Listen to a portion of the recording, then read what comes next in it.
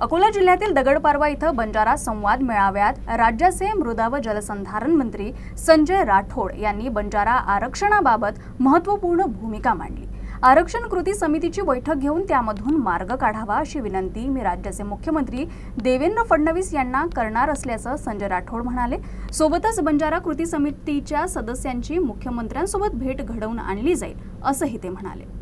मला असं वाटतं की बंजारा समाजाच्या संदर्भामध्ये अगोदर माननीय मुख्यमंत्र्यांनी समाजाचं काय म्हणणं आहे हे ऐकून घ्यायला पाहिजे आणि मी त्यांना विनंती करणार आहे की समाज बांधव कृती समितीच्या सर्व सदस्यांसोबत त्यांनी भेटावं, त्यांनी बोलावं, त्यांच्याशी चर्चा करावी आणि कोणत्या पुराव्यानुसार जे आता कृती समितीचं म्हणणं आहे की आमच्याजवळ अशा पद्धतीचं ब्रिटिशकालीन आणि इतर पुरावे आहेत, त्या सर्व पुराव्याचा अभ्यास करू, तपासू आणि माननीय मुख्यमंत्री त्या पद्धतीच्या सूचना देतील।